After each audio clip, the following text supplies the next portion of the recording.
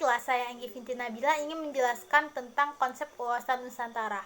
Wawasan Nusantara memiliki dua pengertian, yaitu secara etimologis dan secara terminologis.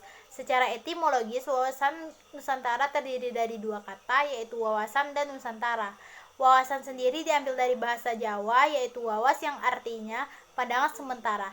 Nusantara sendiri diambil dari dua gabungan kata, yaitu nusa yang berarti pulau dan antara.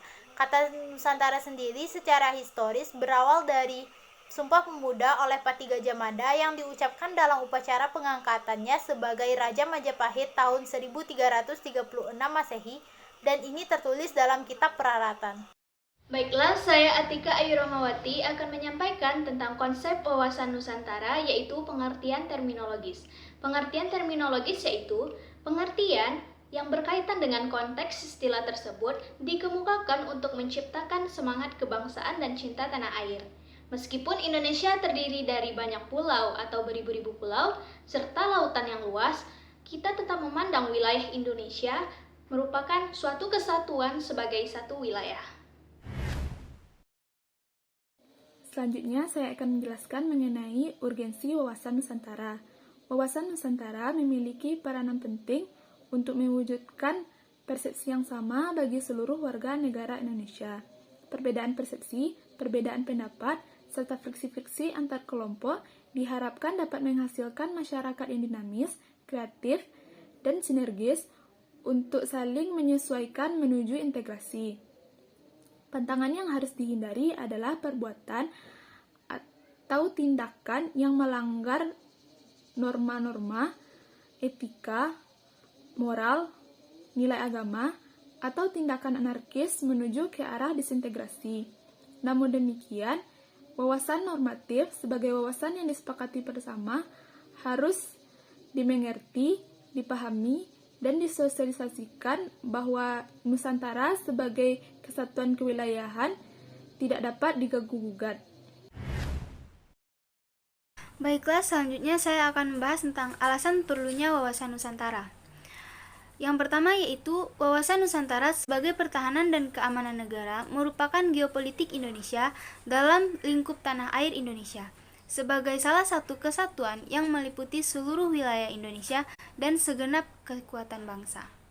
Kedua, wawasan Nusantara sebagai wawasan pembangunan yang mempunyai kesatuan, kecakupan politik, kesatuan ekonomi, kesatuan sosial dan politik, kesatuan pertahanan keamanan. Yang ketiga, wawasan Nusantara sebagai wawasan kewilayahan sehingga dalam pembahasan negara agar tidak terjadi sengketa dengan tetangga. Assalamualaikum warahmatullahi wabarakatuh. Saya Nindi Rahmi Sagala ingin menjelaskan tentang historis wawasan Nusantara. Konsepsi lahirnya wawasan Nusantara bermula dari Insinyur Haji Juanda Kartawijaya yang pada tanggal 13 Desember 1957 mengeluarkan deklarasi. Selanjutnya, deklarasi tersebut dikenal dengan Deklarasi Juanda. Isi pokok deklarasi tersebut menjelaskan bahwa laut teritorial Indonesia 12 mil yang dihitung yang menghubungkan pulau terluar Indonesia. Dengan garis teritorial ini, wilayah Indonesia menjadi satu wilayah. Selanjutnya, saya akan menjelaskan sumber sosiologis dari wawasan Nusantara. Berdasarkan kondisi sosial budaya yang ada pada masyarakat Indonesia, wawasan Nusantara pada awalnya hanya memiliki pandangan akan kesatuan atau keutuhan wilayah. Kemudian, pandangan tersebut diperluas lagi menjadi persatuan bangsa. Semangat kebangsaan Indonesia ini dirintis pada peristiwa kebangkitan nasional tanggal 20 Mei 1908, ditegaskan dalam peristiwa Sumpah Pemuda tanggal 28 Oktober 1928 dan berhasil diwujudkan dengan Proklamasi Kemerdekaan tanggal 17 Agustus 1945. Baiklah, selanjutnya saya akan membahas tentang sumber politik dari wawasan Nusantara. Nah, wawasan Nusantara yang awalnya berasal dari Deklarasi Juanda pada tahun 1957, kemudian dijadikan sebagai konsepsi politik kenegaraan.